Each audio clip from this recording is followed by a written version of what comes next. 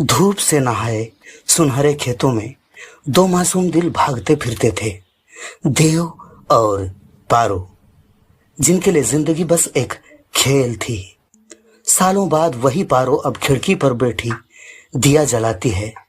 उसकी आंखों की नमी पूछती है, क्या देव लौटेगा? और फिर धुंध भरी सुबह में देव अपने पुराने घर लौट आया। बचपन गया पर दिल अभी भी उसी मोड़ पर अटका था।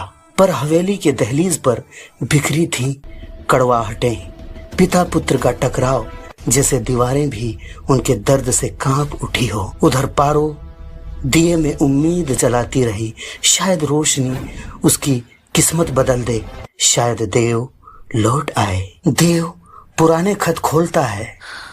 पारो के शब्द जैसे उसी लैंप की लौ में फिर से जल उठते हैं। लेकिन नियति ने करवट बदल ली थी।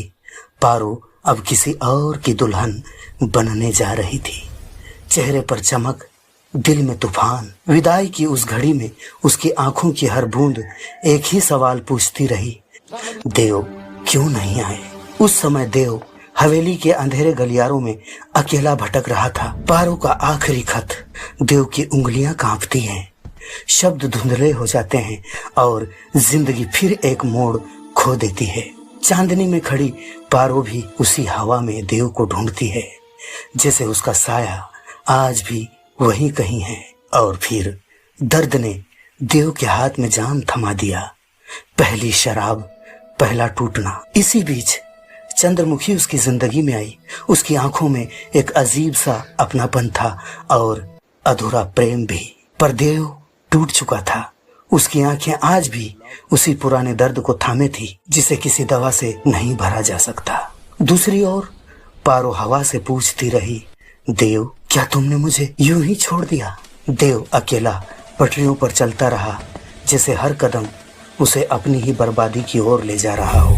चंद्रमुखी नाचती है, लेकिन आज नृत्य में शोखी नहीं, दर्द है, डर है, कहीं देव उसे भी खो न दे। तूफानी शाम में पारो दौड़ती हुई हवेली के गेट तक आई, शायद देव को आखिरी बार देख सके। पर देव एक पुराने बरगद के नीचे आखिरी सांसें गिन रहा था। सुबह की नरम रोशनी उसकी कहानी का अंतिम अध्याय बन गई।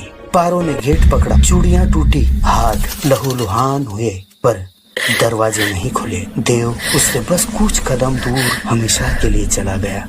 दोस्तों, कभी कभी प्यार जन्मों में भी पूरा नहीं होता, और देव और पारो की कहानी इसी अधूरेपन की सबसे दर्द भरी मिसाल है।